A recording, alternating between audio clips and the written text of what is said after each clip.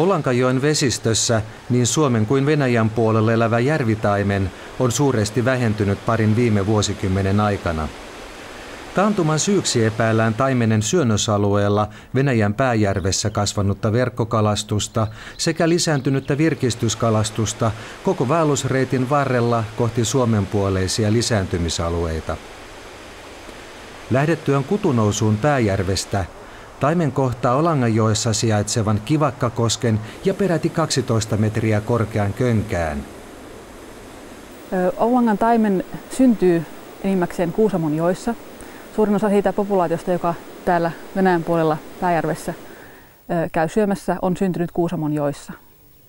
Ja sieltä ne lähtevät kevättulvan aikaan nuorina jokipoikasina noin 2-5-vuotiaana kohti Venäjää, ensin Paanajärveen ja siitä Pääjärveen, missä on paljon muikkua ja kuoretta syötäväksi.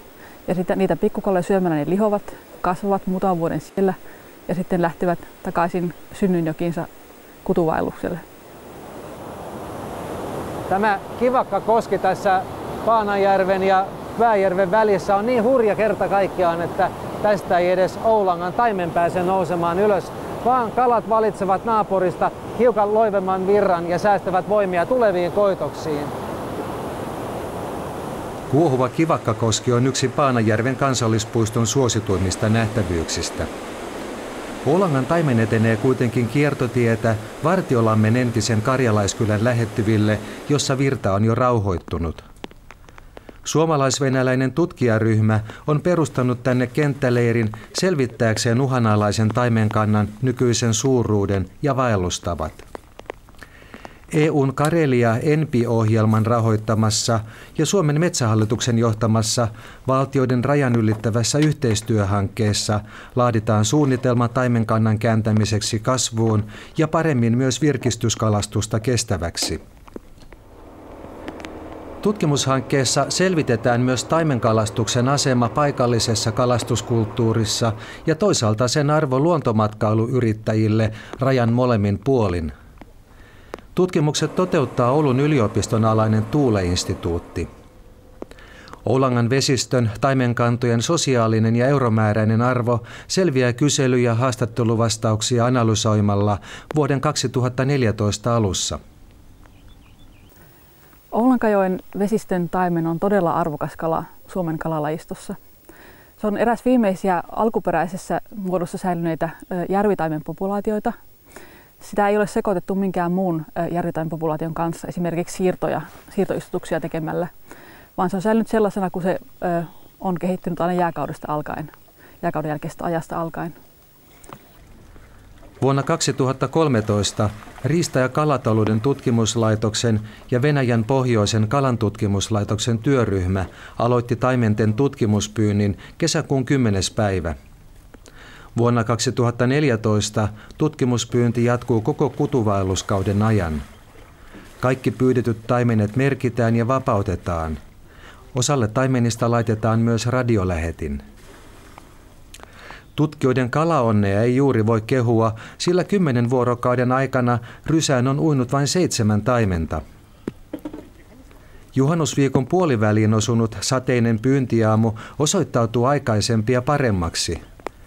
Rysästä nousee 2 komeaa taimenta.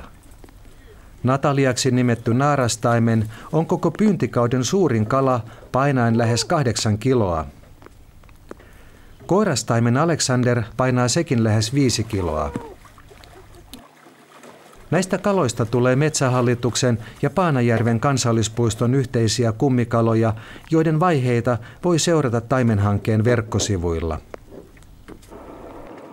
Onko tuolla kalan koolla merkitystä tutkijoille? Kalan koolla on suuri merkitys, en tiedä tutkijoille, mutta tämän kannan säilymiselle. Mitä isompi emokala, sitä enemmän se tuottaa munia ja sitä enemmän tietysti poikasia. Ja kun kala on iso ja tehnyt tämän vaelluksen Suomeen monta kertaa, niin se on tietenkin kokeneempi. Se tietää, mitä se tekee. Kenttätutkimusasemalla taimenet nukutetaan välittömästi uittamalla niitä nukutusainetta sisältävässä vesialtaassa. Ensimmäisenä toimenpiteenä taimenen selkäävän tyvelle asennetaan pieni muovinen lipuke, niin kutsuttu culling-merkki. Metallilankojen varassa säilyvä merkki sisältää yksilöllisen numerosarjan, jonka avulla kala voidaan tunnistaa vuosienkin kuluttua. Radiolähetin saadaan kalan vatsaan tekemällä vatsaan alaosaan pieni viilto, noin 3 senttimetrin pituinen viilto, kirurgisesti, aseptisesti.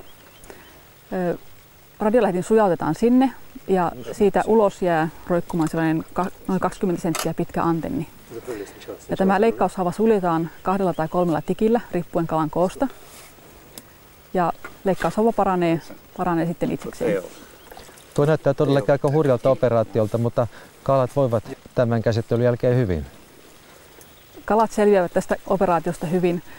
Riista- ja kalatalouden tutkimuslaitos on aikaisemmin noin 10 vuotta sitten tehnyt vastaavan operaation Suomen puolella Kiutakönkään alapuolella. Silloin merkattiin noin 20 kalaa radiomerkeillä ja kaikki niistä kaloista jatkoivat tyytyväisenä matkaansa ja säilyivät hengissä. Ja jotkut painelivat Kiutakönkään yli jopa ennätysvauhdilla. Heinäkuun puoliväliin mennessä Vartiolammen kenttätutkimusasemalla merkittiin yhteensä 102 taimenta ja niistä 24 varustettiin myös radiolähettimellä. Radiolähettimet toimivat jopa 900 vuorokauden ajan ja tuottavat arvokasta tietoa taimenen vaelluskäyttäytymisestä. Syyskuun alkuun mennessä Riista- ja kalatalouden tutkimuslaitoksen automaattiset havaintoasemat sekä maastossa liikkuvat tutkijat ovat paikantaneet Suomen puolella jo 17 radiolähettimillä merkittyä taimenta. Natalia on asettunut Oulankajoen sivujokeen Kitkajokeen lähelle sopivia kutupaikkoja. Alexander majailee puolestaan Kuusinkijoessa. Toivottavasti taimenten syksyinen kutu onnistuu hyvin ja Oulangan taimenella on vielä mahdollisuus parempaan tulevaisuuteen.